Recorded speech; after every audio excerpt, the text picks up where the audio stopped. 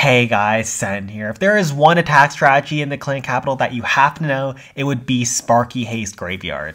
Sparky Haste Graveyard works against pretty much every single base that you run up against in the clan capital besides bases that have defensive dragons in them, so not Dragon Cliffs and sometimes not Peak, but this attack is absolutely insane and it's also nerf proof unlike Miner, which just keeps getting nerfed because Sparky has an extremely high skill ceiling. It's very hard to use, but it has an equally high power ceiling, and today we're going to be breaking down a bunch of different styles of bases from max ones to rush ones and all that you'll run up against in the raid weekend.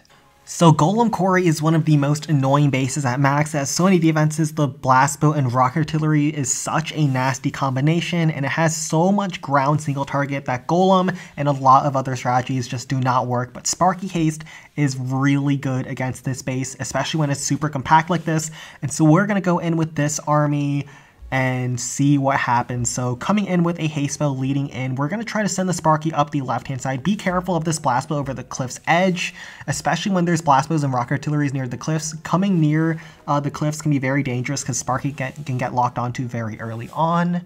And so instead, we'll send Sparky from a bit of an angle towards the right hand side and try to use rams up the flank as well as giants to try to keep the aggro of the blast bow as we move through the base. And then we'll use Barb a graveyard on the approach. Also, we'll use the graveyard to try to tank for the blast bow, so we'll use it on the flank over there. The graveyards are just there to try to tank the defenses as your troops start dying off. So ramps to open up the wall. We use 2 of them so we can get a very nice and wide angle on those on that wall break.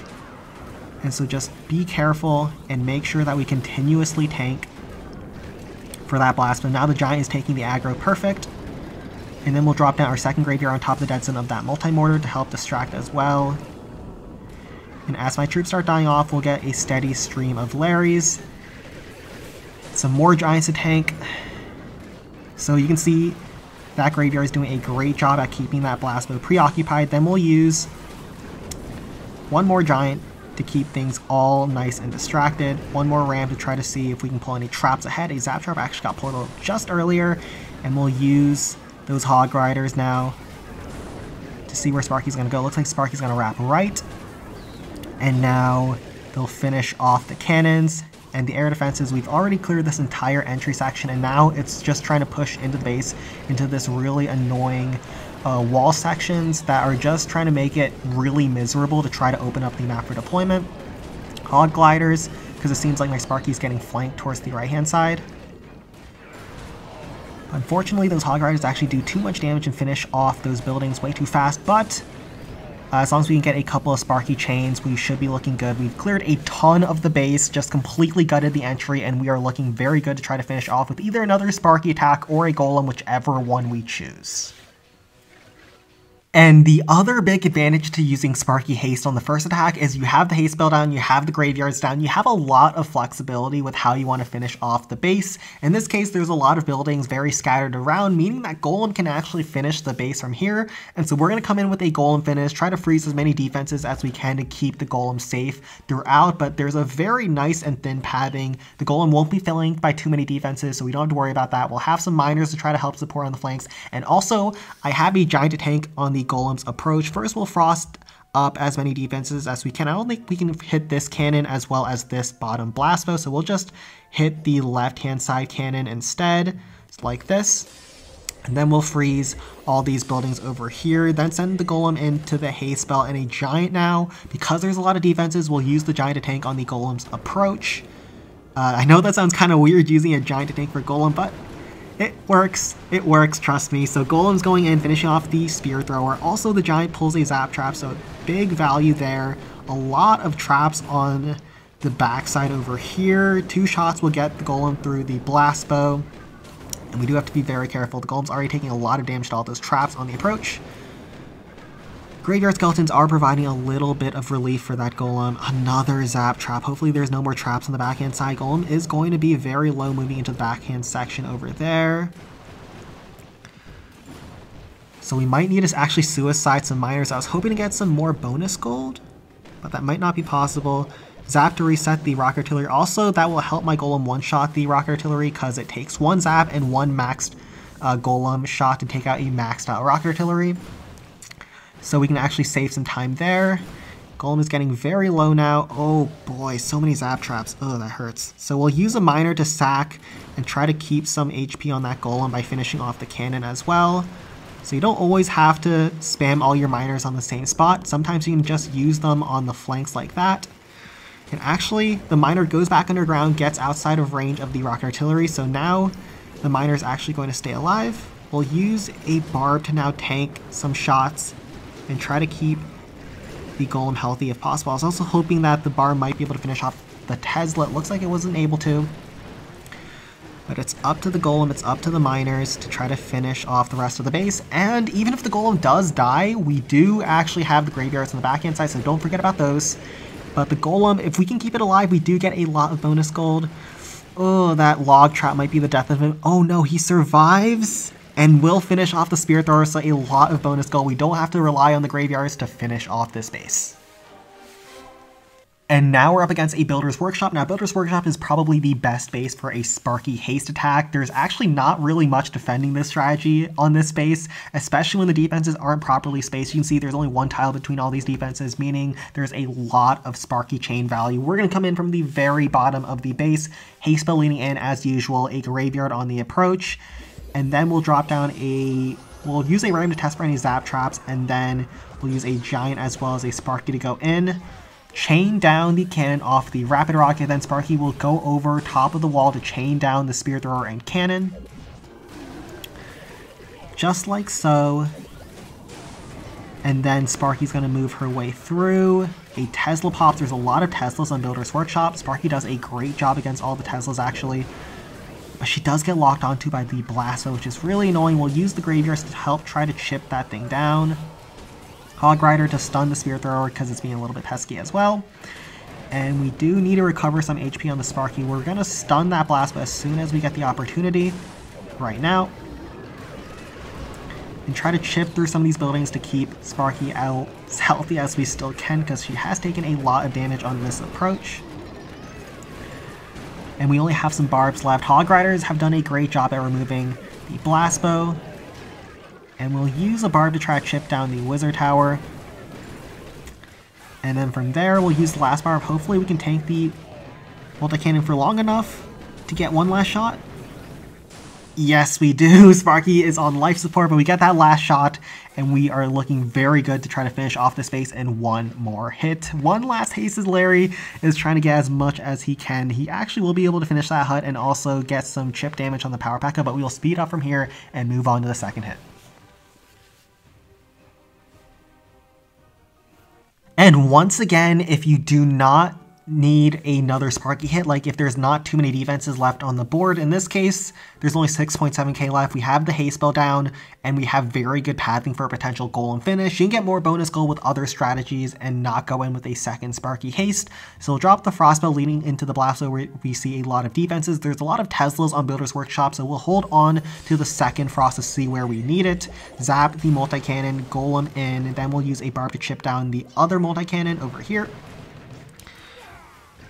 Or not, we need the Spirit Thrower to help tanks, and then we also get a couple of Graveyard Skeletons to help assist, and then those bars will finish that all off. The P.E.K.K.As are also very good on a finish because they're very easy to keep alive on the end of the second hit. And Golem is working his way through. We'll see where the Teslas are at 51. Actually, they pop inside the frost, which is perfect. The other one revealed on the left-hand side, so we'll freeze as many defenses over there as we can, like this. I prioritize the right side cannon instead of the giant cannon. I can't hit them both along with everything else, so I try to do the one that's going to be hitting my golem for longer, because the golem will have to get through the district hall before getting to that cannon, and also the one that does more damage, because actually cannons do more damage than giant cannons in the clan capital. But once again, golem is getting half health from here. One P.E.K.K.A on the far right hand side to clean up all this mess. It also pulls a zap trap, so we don't have to worry about that with the golem later on. Other P.E.K.K.A to tank the cannon. We need to keep that golem healthy on onto the backhand side of the base. The P.E.K.K.A probably will have to tank the cannon behind the district hall, so we might lose that P.E.K.K.A, but the golem should be able to finish off the rest of those defenses on the left-hand side that are all frosted up. Actually takes a good pathing into the giant cannon, finishing that off before going towards the district hall.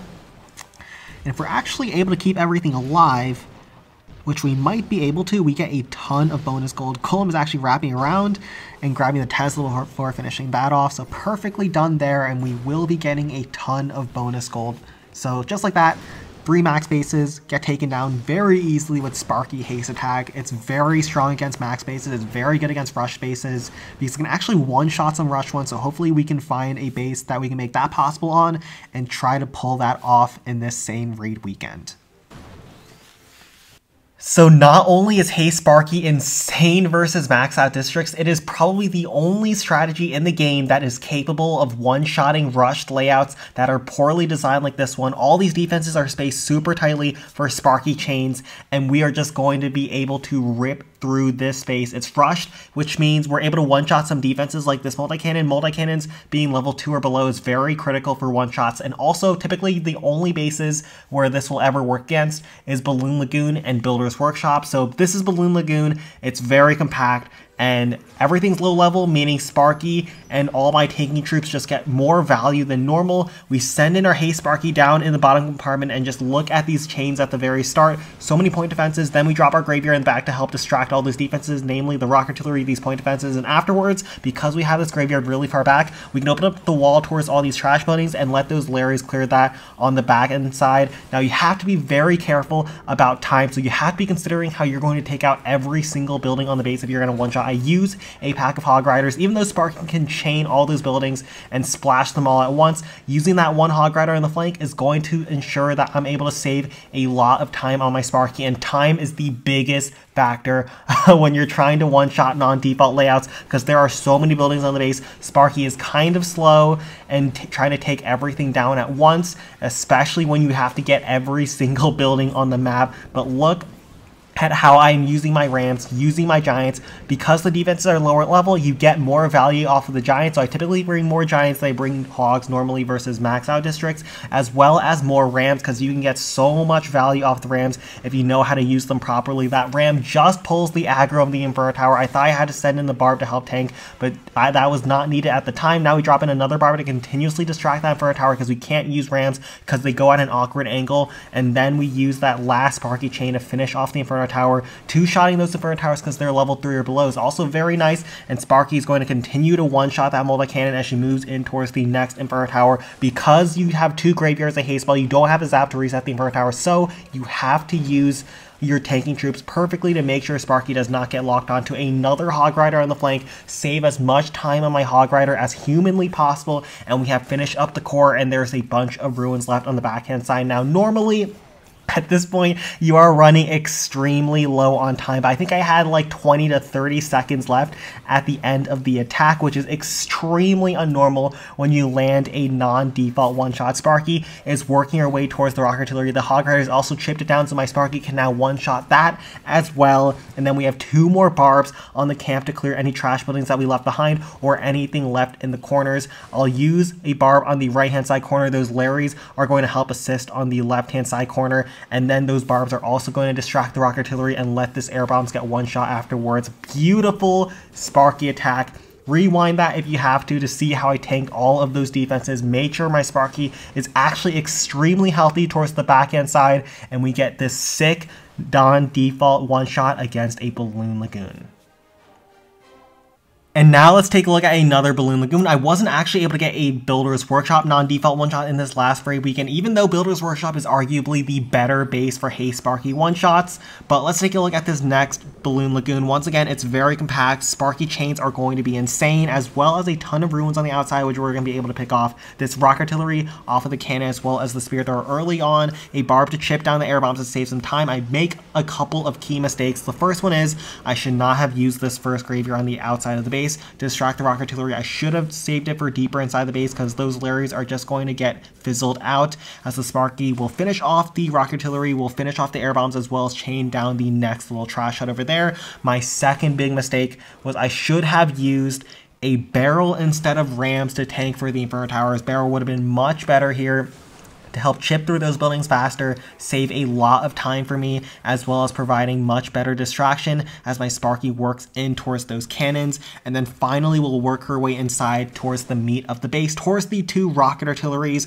I've not yet dropped down my second graveyard. I'm still holding on to it because the purpose of those graveyards is to help distract for the Sparky, keep her as healthy as possible. She's moving in with about 90% HP right now, and then look at all these chains. They're going to do so much damage and just rip through those buildings really fast. Once again, time is a huge issue when you're trying to work through these non-default one-shots. Sparky at this point is working her way inside. We have the second graveyard now to distract both of the rocket artilleries outside of the dead zone, and then there's not too much fast firing defenses like Spirit Throwers back here, and so that graveyard is going to be absolutely money here. 2 Sparky shells will finish off the bomb tower in behind unless that giant finishes it off. And then I've noticed that because we're able to take out both of the rocket artilleries early, we remove a lot of the splash defense in the base, and then we can use a barrel towards the left hand side, pick off some Spirit Throwers as well as point defenses over there, and then use those Larrys and those Hog Riders to clear that entire section and finish off all those trash buildings over there. At this point,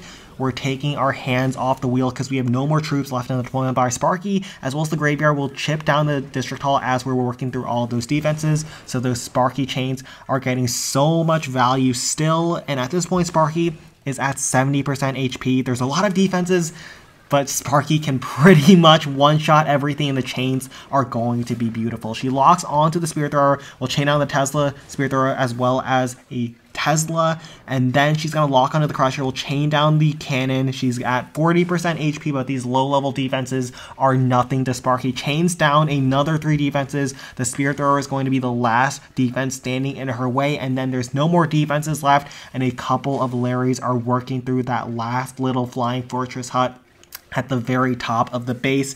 But once again, 5, 4, 3, 2, 1, and yeah. For every non-default one-shot you get with Sparky, you will have 5 or more 98% plus attacks. It's a heartbreaker when it happens, but don't worry, it's completely normal. If I had not made those couple of mistakes at the very start, maybe this was salvageable for that one-shot, but sometimes you just get unlucky, and this is sometimes the best that you can do. Alright, I hope you guys enjoyed today's video because I will be releasing another Sparky Haste Graveyard video coming very soon because I got a ton of non-default one-shots in this past raid weekend and actually broke the loot record at Capital Hall 10. So look out for that, especially for higher level players that struggle at getting and not time failing those stinking non-default layouts, which can be so pesky at times. But make sure you join our Clan Capital Discord server if you have not yet already. Like, subscribe if you enjoyed today's video, and take care.